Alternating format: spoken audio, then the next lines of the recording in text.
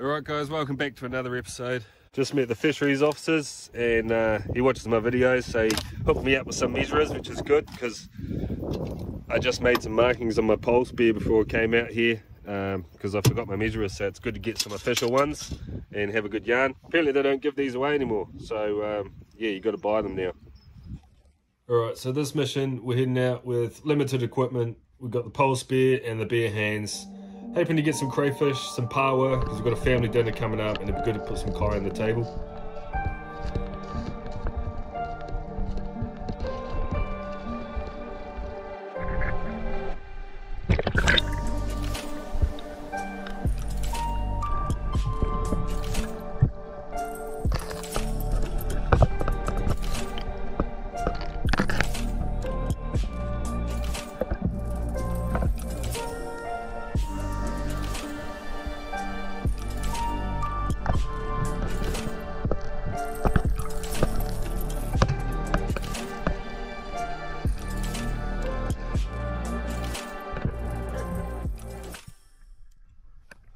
Came across a nice patch of kinner and decided to see if they were any good.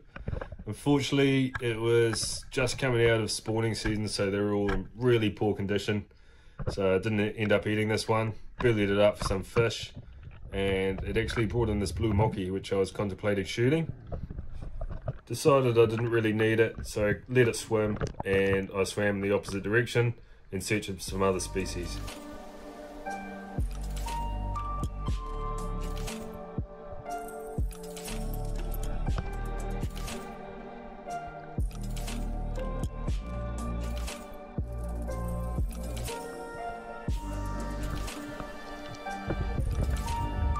After swimming out a bit deeper, I started to come across a few good sized paua and just gave them a quick measure before I pull them off the rock, because paua are hemophiliacs, which means they don't have blood clotting agents.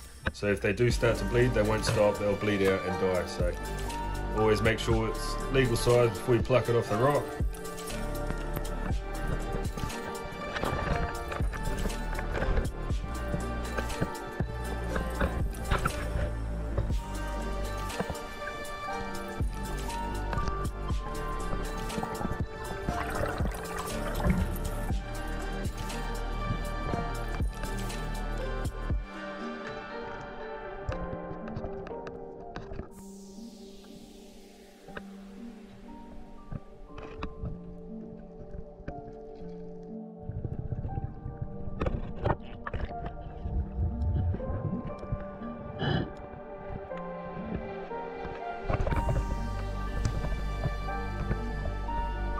Spotted this bad boy from the surface and he didn't need any measuring, he was well legal.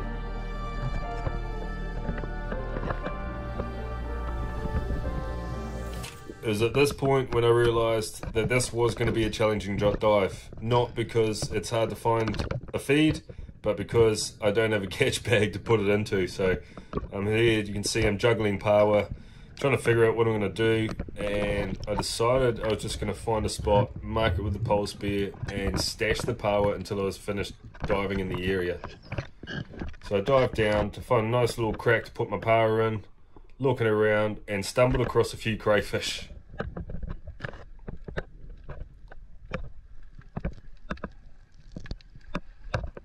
Decided that was a good spot to put the paua and just have a look around these rocks. There's obviously some crays hiding around here.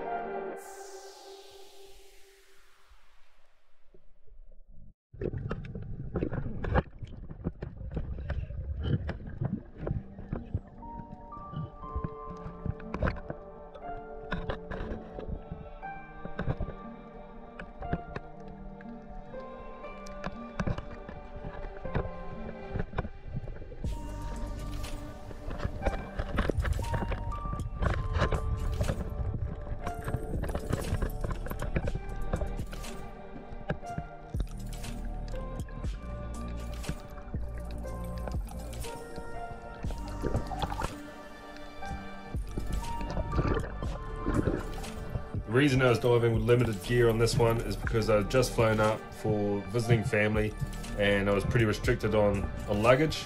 So all I could fit was the breakdown pole spear and didn't bring a catch bag or spear gun or anything like that. So yeah, it just made it a bit challenging. Had to think about what I was doing a bit more.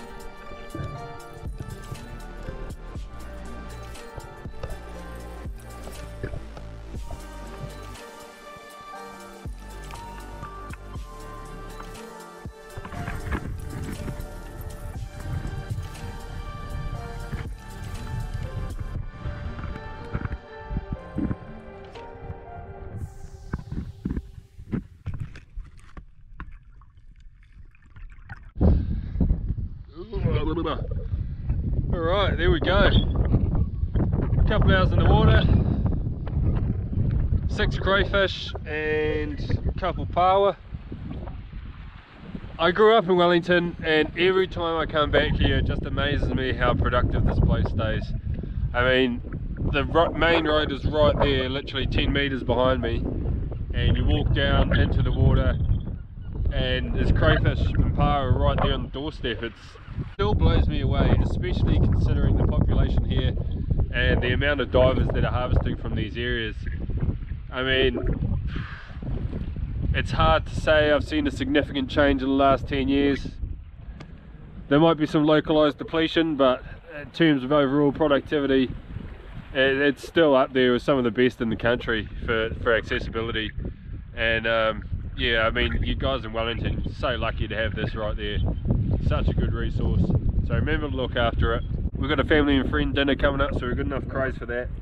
And yeah, I'm just bloody stoked with that, eh? That was so easy.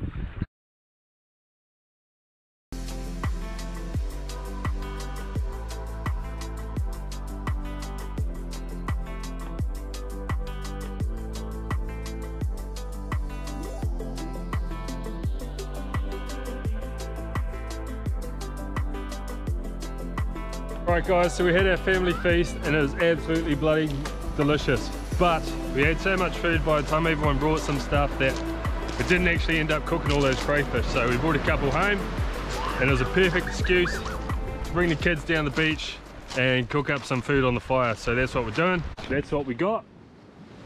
Just cooking away nicely. Ah, that's what I forgot. This stuff. This is not a paid sponsorship. I don't even know where to get this. But it's made locally and my friend gave it to me.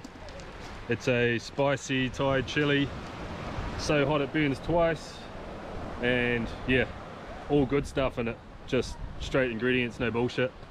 So yeah, I don't know where to get it, but it's absolutely delicious. I've only had it a few days and it's nearly all gone, so if you see it, give it a crack. Good, nice and spicy, and yeah, made locally here in Nelson.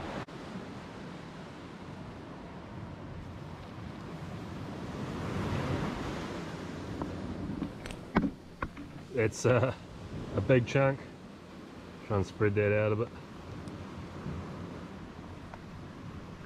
Here we go. 50-50.